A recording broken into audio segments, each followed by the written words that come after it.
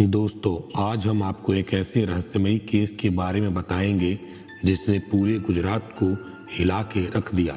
एक शादी जो 4 दिन पहले हुई थी, अचानक खून से लाल हो गई।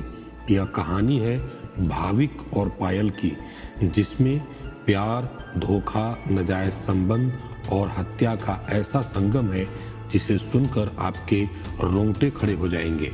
दोस्तों नमस्कार। इससे पहले कि आप कहानी में खो जाएं, आपसे रिक्वेस्ट है, वीडियो अच्छी लगे तो वीडियो को लाइक करें, शेयर करें और इस चैनल को सब्सक्राइब करना ना भूलें। तो शुरू करते हैं आज की कहानी। गुजरात के अहमदाबाद में एक थाना लगता है अडालज। अडालज थाना के अंतर्गत बटवा कुसाला वास गांव के रहने वाले कन्हैया लाल 10 दिसंबर को बहुत खुश थे। खुश भी क्यों न हो, क्योंकि इसी दिन उनके बेटे की शादी जो होने वाली थी। पूरे परिवार में खुशी का माहौल था। कन्हैया लाल अपने बेटे भाविक की शादी कोटेश्वर गांव के रहने वाली पायल से करा रहे थे। पायल बेहद खूबसूरत और जवान थी। भाविक भी खूबसूरत बीवी पाकर खुश था, लेकिन इस शादी की सच्चाई कुछ और थी। दरअसल शादी की शुरुआत में ही कुछ गड़बड़ थी। सभी खुश थे, लेकिन एक शख्स शादी से खुश नहीं था और वह खुद थी पायल। असल में पायल का दिल पहले से ही उसके ममेरे भाई कल्पेश के लिए धड़कता था। दरअसल बात 4 साल पुरानी है।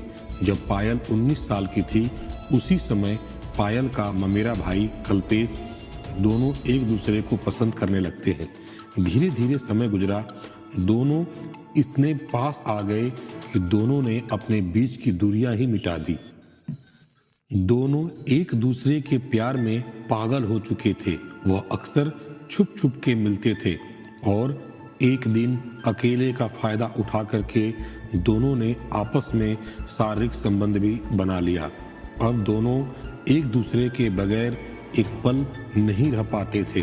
पायल ने मन ही मन कल्पेश को अपना पति मान लिया था, लेकिन आगे उनके साथ क्या होने वाला था, यह बात उनको भी पता नहीं थी।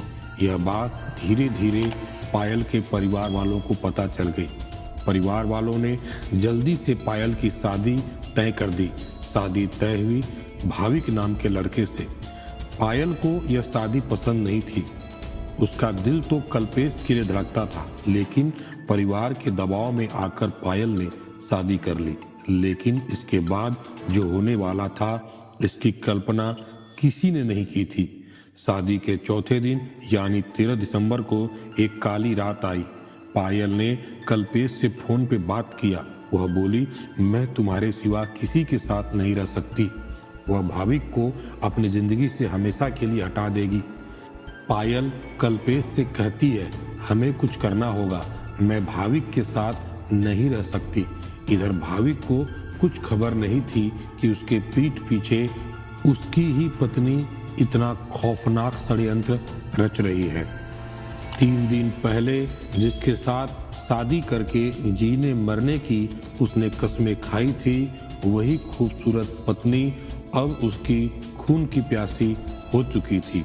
13 दिसंबर को भाविक पायल को लाने के लिए खुशी खुशी अपने घर से बाइक लेकर के निकलता है। उसे नहीं पता था कि उसके साथ रास्ते में क्या होने वाला है। उसके गांव से निकलते ही पायल ने कल्पेश को उसकी लोकेशन दे दी, जिसके बाद पायल का प्रेमी कल्पेश अपने भाई शैलेश और सुनील के साथ कार लेकर के निकल गया। प्लान के मुताबिक सुनसान जगह देखकर उन लोगों ने भाविक के बाइक में कार से टक्कर मार दिया। कार से टक्कर लगते ही भाविक वहीं पर गिर गया और घायल होकर के तड़पने लगा।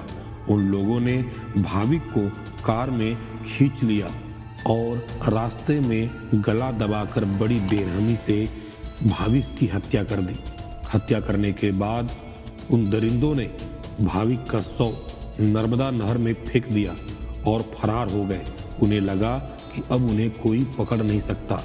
लेकिन जब भाविक घर पर नहीं लौटा तो उसके परिवार वालों ने पुलिस में शिकायत दर्ज करवाई। पुलिस ने जांच शुरू किया तो पहला शक पायल पे ही गया। क्योंकि पायल की शादी 4 दिन पहले हुई थी और अचानक भाविक अब लापता था।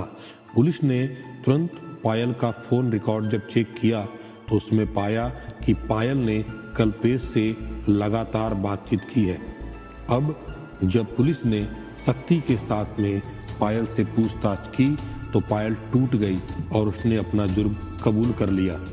उसने बताया कि वह अपने प्रेमी कल्पेश के साथ मिलकर अपने पति की हत्या करवाई। यह केस एक दर्दनाक सच्चाई को उजागर करता है। प्यार और रिश्तों में धोखे की वजह से एक मासूम की जान चली गई।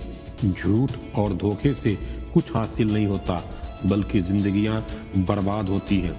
यह कहानी सुनाने का मकसद किसी को परेशान करना नहीं है, बल्कि समाज के अंदर लोगों को जागरूक करना है, जिससे आप अपनी और अपने की सुरक्षा स्वयं कर सकें। मिलते हैं फिर कल एक नई कहानी के साथ। तब तक के लिए सतर्क रहें, सुरक्षित रहें।